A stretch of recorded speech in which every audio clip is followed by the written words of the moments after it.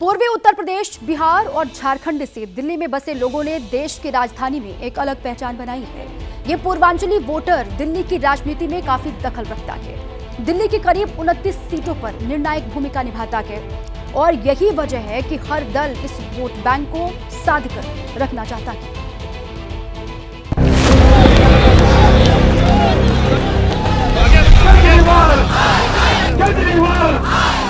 पूर्वांचलियों पर दिल्ली में छिड़े सियासी रण के पीछे 45 लाख का आंकड़ा है। ये राजधानी में इस समुदाय के वोटरों की संख्या है। पूर्वांचल का मान सम्मान देने से की वो। दिल्ली के 1.5 करोड़ वोटर्स के बीच पूर्वांचली समुदाय के वोटरों का प्रतिशत करीब 30% है। पूर्वांचल विरोधी केजरीवाल। पूर्वांचली समाज का ये बड़ा वोट बैंक ही उसे राजनीतिक दलों के बीच खास अहमियत दिलाता है। यही वजह है कि समुदाय से जुड़ा छठ महापर्व भी दिल्ली में सियासत का मुद्दा बन जाता है। 3 जनवरी को जब पीएम मोदी ने दिल्ली में पहली रैली की, उन्होंने भी अपने भाषण में छठ का जिक्र किया।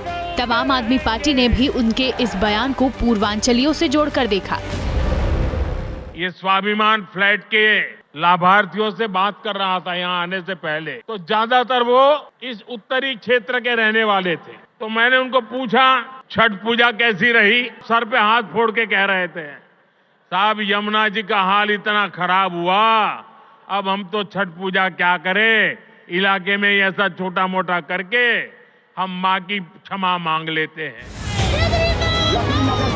अब आपको बीते 2 चुनावों का पूर्वांचली वोट फैक्टर बताते हैं। दोनों चुनावों में इस समुदाय का झुकाव किस तरफ रहा है। दिल्ली की 29 सीटों पर पूर्वांचली वोट बैंक निर्णायक भूमिका में है। 2020 में आम आदमी पार्टी ने 29 में से 24 सीटें जीती और बीजेपी को 5 पर जीत मिली। 2015 के विधानसभा चुनाव नतीजे देखे तो आम आदमी पार्टी ने 29 में से 27 सीटें जीती, जबकि बीजेपी को सिर्फ 2 सीटों पर संतोष करना पड़ा। यानी 2015 से 2020 तक बीजेपी को 3 सीटों का फायदा हुआ। ऐसे में केजरीवाल के बयान को तूल देकर बीजेपी इस वोट बैंक को अपने पाले में लाना चाहती है। बिहार, यूपी और पूर्वांचलियों को फर्जी वोटर बताते हैं। यही फर्जी वोटर केजरीवाल जी आपको मुख्यमंत्री बनाया था। पूर्वांचलियों का अपमान किया है नड्डा साहब ने देश की संसद में। रोहिंग्याओं से के साथ साथ उन्होंने कहा पूर्वांचलियों को भगा रहे हैं हम यहाँ से।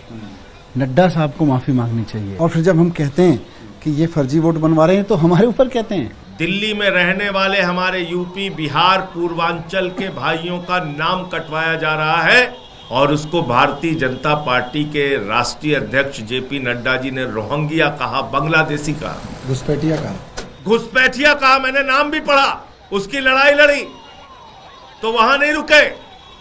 मुझे सबक सिखाने के लिए, मेरी पत्नी का वोट कटवाने के लिए एप्लीकेशन दिलवाई वाजपेयी ने। अब पूर्वांचल वोट बैंक की लड़ाई दिल्ली की सीमा लांघकर यूपी तक आ पहुंची है। एबीपी न्यूज के एक्सक्लूसिव इंटरव्यू में सीएम योगी आदित्यनाथ ने भी इस पर प्रतिक्रिया दी है।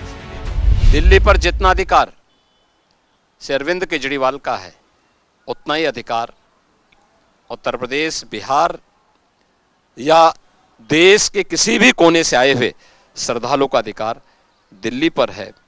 और दिल्ली में वहाँ की सुविधाओं के साथ साथ वहाँ के विकास में भी वो योगदान देता है, तो वहाँ मतदाता बनने का उसको पूरा अधिकार होना चाहिए। माना जा रहा है कि केजरीवाल ने बयान देकर इस मुद्दे पर सेल्फ गोल कर दिया है और बीजेपी ने इसी मुद्दे को अपने एजेंडे में सबसे ऊपर लाकर चुनावी जंग लड़ने का मन बना लिया है। केजरीवाल होश में आओ।